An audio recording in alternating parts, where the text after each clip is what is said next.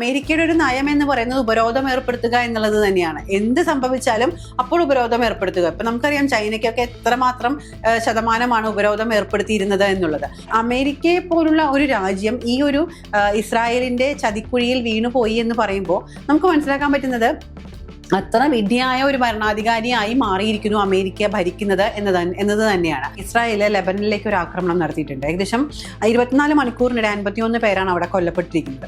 വികസിത രാജ്യങ്ങൾക്ക് പോലും വലിയ സാമ്പത്തിക ബാധ്യത ഉണ്ടാക്കുന്ന തരത്തിലേക്കാണ് കാര്യങ്ങൾ കൈവിട്ടു പോകുന്നത്. അപ്പോൾ ചുരുക്കി പറഞ്ഞു കഴിഞ്ഞാൽ എല്ലാ ഭാഗത്തു നിന്നും അമേരിക്ക ഒറ്റപ്പെടുന്ന ഒരു അവസ്ഥയിലേക്കാണ് കാര്യങ്ങൾ പോകുന്നത്. വിദ്യ, അങ്ങനെ ഇറാന്റെ ഒരു കടുത്ത ആക്രമണമാണ് കാണാൻ സാധിക്കുന്നത്. യുദ്ധം ഹോർമുസിൽ രൂക്ഷമായിക്കൊണ്ടിരിക്കുകയാണ്. കഴിഞ്ഞ ദിവസം UAE-യിലും വലിയ രീതിയിലുള്ള ആക്രമണങ്ങൾ വിട്ടു എന്നുള്ള വാർത്തകൾ വരുന്നുണ്ട്. അപ്പോൾ നമുക്കറിയാം അതോടൊപ്പം തന്നെ അമേരിക്ക സമാധാന ചർച്ചകളിൽ വഴങ്ങുന്നില്ല.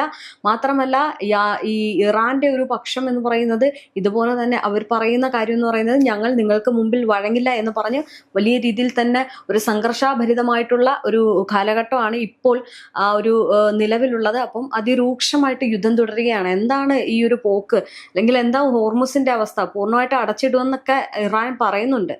അത് എന്തായിരിക്കും ഇനി അങ്ങോട്ടുള്ള ഒരു വലിയ ഒരു കാര്യം എന്ന് പറയുന്നത്? കാരണം ഹോർമുസ് വളരെ നിർണായകമാണല്ലോ. രേഷ്മ സൂചിപ്പിച്ചതുപോലെ തന്നെ ഇറാൻ ആദ്യമേ പറഞ്ഞിരിക്കുന്ന കാര്യങ്ങളിൽ ഒരു ഒട്ടും വ്യതിചലിക്കാത്ത നയം തന്നെയാണ് ഇറാൻ ഇപ്പോഴും സ്വീകരിച്ചിരിക്കുന്നത്. ആദ്യമേ ഇറാൻ പറഞ്ഞിരുന്നതാണ് ഞങ്ങൾ അങ്ങോട്ട് ആക്രമിക്കില്ല, ഇങ്ങോട്ട് ആക്രമിച്ചാൽ എപ്പോഴും അവസാനിപ്പിക്കണമെന്ന് ഞങ്ങൾ തീരുമാനിക്കുമെന്ന്. അതേ സ്ട്രാറ്റജിയാണ് ഇറാൻ ഇപ്പോഴും പിന്തുടർന്ന് പോന്നുകൊണ്ടിരിക്കുന്നത്. ഇതിൽ കഴിഞ്ഞ ദിവസം പാകിസ്ഥാന്റെ മധ്യസ്ഥതയിൽ ഒരു ഇത് ഇറാൻ അമേരിക്കയ്ക്ക് കൈമാറിയിരുന്നു. അതിൽ വ്യക്തമായി പറയുന്നുണ്ട് തങ്ങൾക്ക് എന്താണ് ചെയ്യാൻ പറ്റുന്നത്, എന്താണ് ചെയ്യാൻ പറ്റാത്തത്, എന്തൊക്കെ അംഗീകരിക്കാൻ പറ്റുമെന്നത്. അമേരിക്ക ആ കത്ത് വായിച്ച അല്ലെങ്കിൽ ആ ഒരു ഉടമ്പടി വായിച്ചതിന് ശേഷം അമേരിക്ക വളരെ പ്രകോപനപരമായ രീതിയിലാണ് പെരുമാറിയത്. ഒരിക്കലും ഒരു കാരണവശാലും ഇറാനെ ഇനി വളരാൻ അനുവദിക്കില്ല എന്ന രീതിയിലാണ് അമേരിക്ക താക്കീത് നൽകിയിരിക്കുന്നത്. അമേരിക്ക പറയുന്നത് 47 വർഷമായിട്ട് തങ്ങളെ കബളിപ്പിക്കുന്ന അല്ലെങ്കിൽ കളിപ്പിക്കുന്ന ഒരു കളിപ്പാട്ടം പോലെ അമേരിക്കയെ കൊണ്ടുനടക്കാണ് ഇറാൻ. അപ്പൊ അതുകൊണ്ട് തന്നെ ഇനി ഇറാനെ വെച്ച് പൊറുപ്പിക്കില്ല അല്ലെങ്കിൽ മുന്നോട്ട് പോകാൻ ഇറാൻ അനുവദിക്കില്ല എന്ന രീതിയിലാണ് അമേരിക്ക പ്രതികരിച്ചിരിക്കുന്നത്. പക്ഷേ ഈ പ്രതികരണം വന്ന നിമിഷങ്ങൾക്കുള്ളിൽ അല്ലെങ്കിൽ ഏതാനും മണിക്കൂറുകൾക്കുള്ളിൽ തന്നെ നമുക്കറിയാം മുസ്തഫ ഖമേനിയെ അദ്ദേഹത്തിന്റെ സൈനികർക്ക് കൊടുത്തിരിക്കുന്ന മറുപടി എന്താണെന്ന് വെച്ചാൽ ഇനി ഒരു ചെറിയ പ്രകോപനം പോലും അമേരിക്കയുടെ ഭാഗത്തു നിന്നുണ്ടായാൽ മറ്റൊന്നും നോക്കണ്ട, അടിച്ചോളൂ എന്നാണ് പറഞ്ഞിരിക്കുന്നത്. കാരണം അത്ര ശക്തമായ രീതിയിൽ പ്രതികരിക്കാൻ ഇറാൻ തയ്യാറെടുത്തു കഴിഞ്ഞു. അമേരിക്ക അല്ല അതിനപ്പുറത്തുള്ള ഒരാൾ വന്നാലും ഞങ്ങൾ തോൽക്കില്ല എന്നൊരു നിലപാട് ഇറാൻ എടുത്തു കഴിഞ്ഞു. അതായത് അതിന് മറ്റൊരു പക്ഷം കൂടി ഇറാൻ ഇത്ര നാളും സാമ്പത്തികമായും അല്ലെങ്കിൽ സാങ്കേതികമായും ഒക്കെ വളർന്നിട്ടുണ്ട്. സാമ്പത്തികമായി പിന്നോക്കം പോയിട്ടുണ്ടെങ്കിൽ സാങ്കേതികപരമായി വളർന്നിട്ടുണ്ട്. അവരുടെ പോരാട്ട വീര്യത്തിന്റെ കാര്യങ്ങളൊക്കെ നമ്മൾ പറഞ്ഞിട്ടുള്ള കാര്യങ്ങളാണ്. പക്ഷെ അതിനോട് കൂടി തന്നെ റഷ്യയും ചൈനയും അമേരിക്കയ്ക്ക് ഇറാന് അനുകൂലമായ രീതിയിൽ നിൽക്കുന്നുമുണ്ടായിരുന്നു ഇത്ര നാളും. പക്ഷെ ഇപ്പോൾ നോക്കുകയാണെങ്കിൽ അമേരിക്കയുടെ സഖ്യകക്ഷികൾ പോലും അമേരിക്കയെ കൈവിടുന്നൊരു ഘട്ടത്തിലേക്കാണ് ഇപ്പോൾ കടന്നിരിക്കുന്നത്. ചുരുക്കി പറഞ്ഞു കഴിഞ്ഞാൽ അമേരിക്ക ഒറ്റപ്പെടുന്ന ഒരു അവസ്ഥയിലേക്ക് കാര്യങ്ങൾ പോയിരിക്കുന്നു. അപ്പോൾ ലോകരാജ്യങ്ങളെ സംബന്ധിച്ച് അമേരിക്ക എന്തിനാണ് യുദ്ധം ചെയ്തതെന്ന ചോദ്യം ഉയരുന്നു. ഒപ്പം നിന്നിരുന്ന ഗൾഫ് മേഖലയിലെ രാജ്യങ്ങൾ, അറബ് രാജ്യങ്ങൾ തങ്ങളുടെ സംരക്ഷണം ഒരു കാര്യവുമില്ലാതെ ഞങ്ങൾക്ക് അടികൊള്ളുന്നു അല്ലെങ്കിൽ ഞങ്ങളുടെ ജനങ്ങളുടെ സമാധാനം നഷ്ടപ്പെടുന്നു എന്ന രീതിയിൽ കാര്യങ്ങൾ മാറിമറിയുന്നു. അപ്പോൾ ചുരുക്കി പറഞ്ഞു കഴിഞ്ഞാൽ എല്ലാ ഭാഗത്തു നിന്നും അമേരിക്ക ഒറ്റപ്പെടുന്ന ഒരു അവസ്ഥയിലേക്കാണ് കാര്യങ്ങൾ പോകുന്നത്. ഇപ്പൊ ഇസ്രയേലും അമേരിക്ക കൈയൊഴിയുന്ന ഒരു സാഹചര്യം ഉണ്ടാകുന്നില്ലേ? ഇസ്രായേൽ പക്ഷേ ഇസ്രായേലിന് നമ്മൾ എപ്പോഴും പറയാറുള്ളത് പോലെ തന്നെ ബെഞ്ചമിൻ നെതന്യാഹുവിന്റെ നിലനിൽപ്പിന് ഒരു യുദ്ധം അത്യാവശ്യമാണ് എന്ന ഘട്ടം വന്നിരിക്കെ അമേരിക്കയെ ഏതെങ്കിലും രീതിയിൽ ചൊടിപ്പിച്ച് ഇറാനെതിരായ ഒരു യുദ്ധം നിലനിർത്തിക്കൊണ്ട് പോകേണ്ടത് ആ രാജ്യത്തിന്റെ ഭരണാധികാരിയുടെ ആവശ്യമായി മാറിയിരിക്കുന്നത് കൊണ്ട് തന്നെ ഒരു പരിധി വരെ ഇസ്രായേൽ അതിന് ശ്രമിച്ചുകൊണ്ടേയിരിക്കും. ഇനി മറ്റൊരു കാര്യം എടുത്തു പറയേണ്ടത്, നമ്മൾ കഴിഞ്ഞ ഒരു 2 ആഴ്ചയായി ഏകദേശം വലിയ ശാന്തമായ ഒരു അന്തരീക്ഷമായിരുന്നു. വലിയ യുദ്ധങ്ങളൊന്നും അല്ലെങ്കിൽ ആക്രമണങ്ങളൊന്നും സംഭവിച്ചിരുന്നില്ല.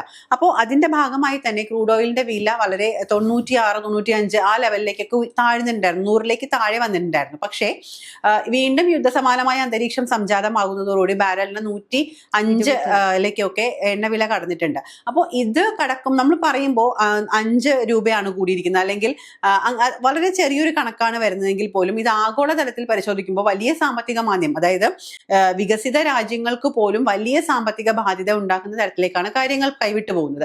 അപ്പോൾ അവരെ സംബന്ധിച്ച് അവർ ആലോചിക്കുമ്പോൾ എന്തിനാണ് ഞങ്ങൾ ഈ ഒരു കാര്യം സഫർ ചെയ്യുന്നതിന്റെ ആവശ്യകത എന്താണ്? ഞങ്ങൾ ആർക്കും, ഇറാൻ എന്ന് പറയുന്നത് ആ പറയുന്ന ഒരു രാജ്യത്തിനും, ഒരു ഗൾഫ് രാജ്യത്തിനും ഇറാൻ എന്ന് പറയുന്നത് ഒരു ശത്രു രാജ്യമല്ല. അമേരിക്കയ്ക്ക് ഇസ്രായേലിന്റെ കൂട്ടുപിടിക്കേണ്ടതുള്ളത് കൊണ്ട് മാത്രം ഇസ്രായേലിന്റെ ശത്രു രാജ്യം എങ്ങനെയാണ് ഞങ്ങളുടെ ശത്രു രാജ്യമാകുന്നത് എന്നൊരു ചോദ്യം അവർക്കിടയിൽ വന്നു എന്നുള്ളതാണ് ഏറ്റവും വലിയ വസ്തുത. അപ്പൊ അതുകൊണ്ട് തന്നെ അവര് ക്രമേണ തങ്ങളുടെ നാവിക കേന്ദ്രങ്ങള് അമേരിക്കയോട് അവിടുന്ന് മാറ്റാൻ പറയുന്നുണ്ട്. അമേരിക്കയുടെ നാവിക കേന്ദ്രങ്ങൾ തങ്ങളുടെ രാജ്യത്ത് നിന്ന് മാറ്റിക്കോളൂ, ഞങ്ങൾക്ക് സമാധാനപരമായി ജീവിക്കേണ്ട ഒരു അവസ്ഥയാണ് ആവശ്യം. അപ്പൊ അതിനുവേണ്ടി ഇനി ഇത് മുന്നോട്ട് കൊണ്ടുപോകാൻ താല്പര്യമില്ല എന്ന രീതിയിലൊക്കെ ഇറാന് വേണ്ടി അമേരിക്കയോട് മറ്റു രാജ്യങ്ങൾ പറഞ്ഞു തുടങ്ങി. അങ്ങനെ പറഞ്ഞു തുടങ്ങുന്നു എന്ന് പറയുമ്പോൾ നമ്മൾ മനസ്സിലാക്കേണ്ട ഒരു കാര്യം, ഇറാൻ അത്രമേൽ ശക്തമായിരിക്കുന്നു എന്ന് വേണം കരുതാനായിട്ട്. വെറുതെ ഒരു രാജ്യത്തിൽ നിന്ന് അവരെ ഉപദ്രവിക്കേണ്ട, പൊയ്ക്കോ എന്നല്ല പറയുന്നത്.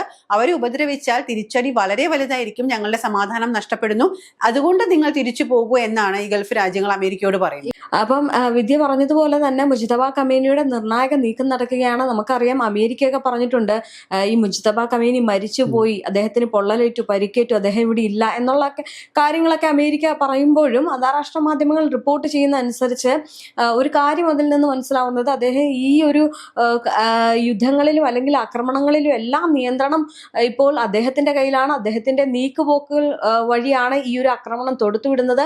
മാത്രമല്ല, ഈ മൊബൈൽ സംവിധാനങ്ങളോ സാങ്കേതിക വിദ്യകളോ ഒന്നും ഉപയോഗിക്കാതെ ഒരു ദൂതന്മാർ വഴിയാണ് ഇവര് ഈ ആശയവിനിമയം ഉൾപ്പെടെ കൈമാറുന്നത് എന്നൊക്കെയാണ് പറയുന്നത്.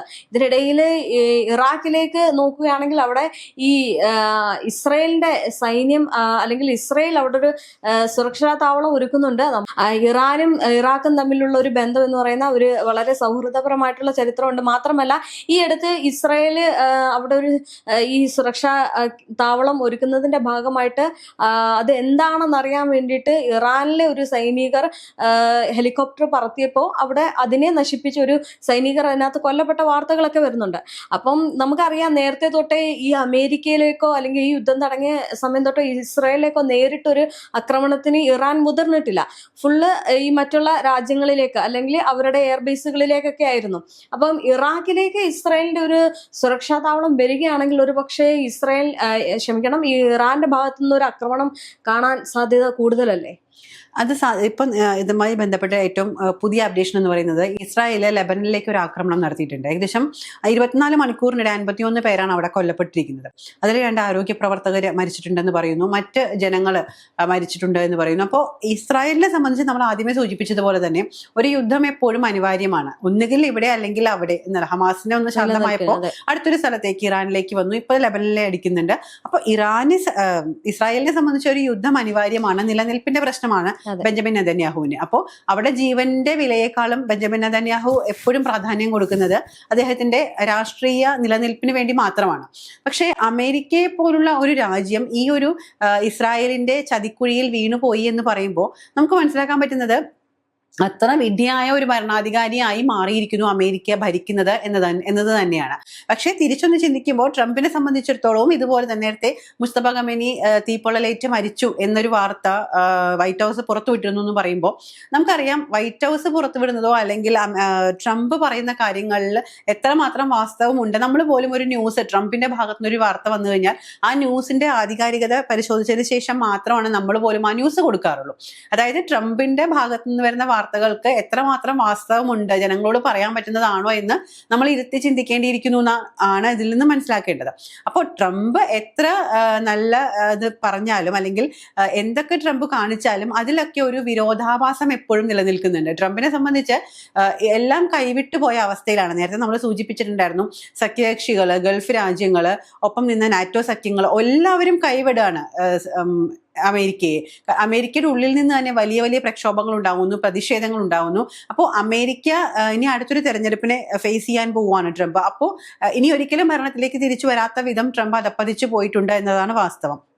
അപ്പൊ ഇതിനൊക്കെ മുൻപായിട്ട് എന്തെങ്കിലുമൊക്കെ കാട്ടിക്കൂട്ടി ഒന്ന് നേരെയാവാൻ ശ്രമിക്കുന്നതിന്റെ ഭാഗമായാണ് പലപ്പോഴും ട്രംപ് ഈ സമാധാന ചർച്ചകൾക്കൊക്കെ മുന്നോട്ട് വരുന്നത്. പക്ഷേ ഇപ്പോൾ ഇറാൻ ഏറ്റവും ഒടുവിലായി വെച്ചിരിക്കുന്ന സമാധാന നിർദ്ദേശങ്ങൾ ട്രംപിന് അംഗീകരിക്കാൻ പറ്റില്ല എന്നാണ് പറയുന്നത്. അതെന്താണ് ആ നിർദ്ദേശം എന്ന് ട്രംപ് ഇപ്പോഴും പുറത്തുവിട്ടിട്ടില്ല.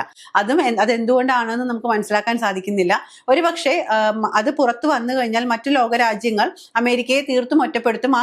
ഇറാൻ പറഞ്ഞിരിക്കുന്നതെല്ലാം പൂർണ്ണമായും ആവശ്യമുള്ള കാര്യങ്ങളാണ്, ഇറാന്റെ ഭാഗത്ത് ന്യായമുണ്ട് എന്ന് ഉറക്കെ പറയുന്ന ഒരു അവസ്ഥയിലേക്ക് മറ്റു ലോകരാജ്യങ്ങളൊക്കെ ഇറാൻ അനുകൂലമായി നിൽക്കുന്ന ഒരു അവസ്ഥയിലേക്ക് കാര്യങ്ങൾ വന്നേക്കാം. ഒരുപക്ഷെ അതുകൊണ്ടായിരിക്കാം എന്താണ് ഈ സമാധാന ഉടമ്പടിയിൽ അല്ലെങ്കിൽ ഈ നിർദ്ദേശങ്ങളിൽ ഇറാൻ പറഞ്ഞിരിക്കുന്നത് എന്ന് അമേരിക്ക വ്യക്തമാക്കാത്തതിന്റെ കാരണം.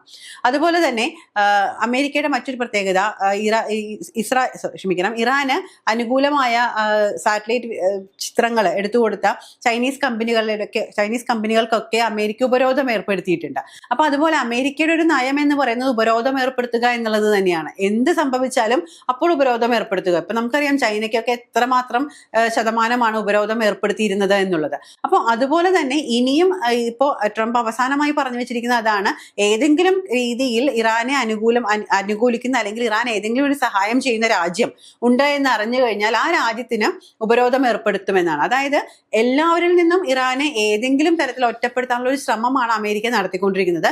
പക്ഷേ ഈ ശ്രമങ്ങളെയെല്ലാം ഇറാൻ ചിരിച്ചു തള്ളുന്ന ഒരു അവസ്ഥയിലേക്ക്, അതായത് ആക്രമണം ഉണ്ടാകും, തിരിച്ചടി വലുതായിരിക്കും എന്ന് ട്രംപ് പറഞ്ഞതിന് പിന്നാലെയാണ് മുസ്തഫ പറഞ്ഞിരിക്കുന്നത്, ഒന്നും നോക്കണ്ട, അമേരിക്കയുടെ ഭാഗത്തുനിന്ന് ചെറിയൊരു പ്രകോപനം ഉണ്ടായാൽ പോലും നിങ്ങൾ തിരിച്ചടിച്ചോളൂ, മറ്റൊന്നും നോക്കണ്ട എന്ന് പറയുമ്പോൾ ഇറാന്റെ ശക്തി എത്രമാത്രമാണ്, ഇറാന് കിട്ടിയിരിക്കുന്ന സപ്പോർട്ട് എത്രമാത്രമാണ് എന്നൊക്കെ നമുക്ക് മനസ്സിലാക്കാൻ സാധിക്കുന്നത്. പക്ഷെ ഇതൊന്നും ട്രംപിന് മനസ്സിലാവാഞ്ഞിട്ടാണോ, ഇനി ഇസ്രായേലിനെ പിണക്കാനുള്ള ഒരു ഇഷ്ടക്കേട് കൊണ്ടാണോ, എന്താണെന്ന് അറിയില്ല, ഇസ്രായേൽ എന്ന് പറയുന്ന ഒരു രാജ്യത്തിനു വേണ്ടി മറ്റു രാജ്യങ്ങളെ എല്ലാം കുരുതി കൊടുക്കുന്ന അവസ്ഥയിലേക്ക്, അവരുടെ ജനങ്ങൾക്ക് ബുദ്ധിമുട്ടുണ്ടാക്കുന്നതെന്ന് പറയുമ്പോൾ അവിടെ യുദ്ധം നടക്കണമെന്നില്ല, അതിന് പകരമായിട്ട് സാമ്പത്തിക ഉപരോധങ്ങൾ, സാമ്പത്തിക പ്രതിസന്ധി ഉണ്ടായാൽ മതി.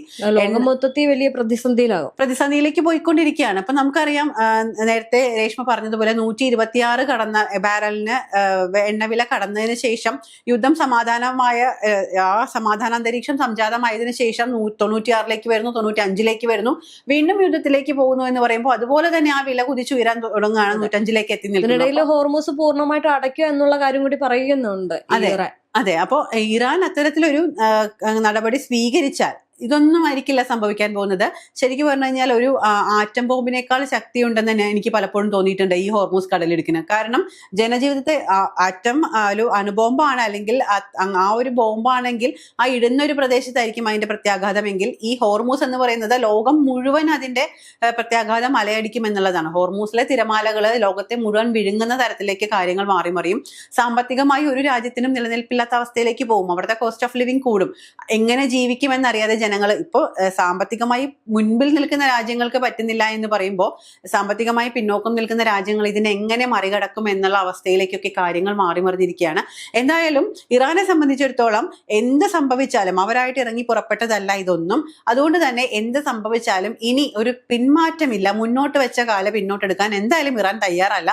അമേരിക്കയ്ക്ക് കുറെ നിർദ്ദേശങ്ങൾ കൊടുത്തിട്ടുണ്ട്. ഇതൊക്കെ പാലിക്കാൻ അമേരിക്കയ്ക്ക് സാധിക്കുകയാണെങ്കിൽ മാത്രം നമുക്ക് മുന്നോട്ട് പോകാം. അതിനുശേഷമാണ് ആണവ ചർച്ചകൾ, അതിനെപ്പറ്റിയുള്ള കാര്യങ്ങളൊക്കെ അതിനുശേഷം മാത്രം ചിന്തിക്കാം. ആദ്യം പൂർണ്ണമായും തങ്ങളുടെ രാജ്യത്ത് നിന്നും ഒഴിഞ്ഞു പോവുക, ഹോർമൂസിന്റെ പരമാധികാരം ഇറാന് തിരിച്ചു നൽകുക, ഒപ്പം തന്നെ അതിനുശേഷം മറ്റു കാര്യങ്ങളിലൊക്കെ അല്ലെങ്കിൽ ഈ ആണവ സമ്പുഷ്ടീകരണത്തിന്റെ കാര്യത്തിലൊക്കെ തീരുമാനം അതിനുശേഷം എന്ന നിലപാടിൽ തന്നെയാണ് ഇറാൻ ഉറച്ചു നിൽക്കുന്നത്. അത് നമുക്ക് മനസ്സിലാക്കാൻ സാധിക്കും. അവരുടെ ആത്മാഭിമാനത്തിന് മുറിവേൽക്കുന്ന ഒരു കാര്യത്തിനും ഇറാൻ നിൽക്കില്ല. അത് ഇറാന്റെ മണ്ണിൽ അലിഞ്ഞിരിക്കുന്നതാണ്. ഓരോ ഇറാനിയൻ പൗരന്റെയും രക്തത്തിൽ അലിഞ്ഞിരിക്കുന്ന കാര്യമാണ് അവരുടെ രാജ്യം സംരക്ഷിക്കുക എന്നുള്ളത്. അത് ഇപ്പൊ അമേരിക്ക നമ്മൾ പലപ്പോഴും പറഞ്ഞ കാര്യമാണ്. കൂലിപ്പട്ടാളത്തെ വെച്ച് നയിക്കുന്നത് പോലെയല്ല, അവര് സ്വയം അറിഞ്ഞിറങ്ങി വരുന്ന ജനതയാണ്. അവരെ തോൽപ്പിക്കാൻ അമേരിക്കയ്ക്ക് നല്ല ആർക്കും സാധിക്കില്ല.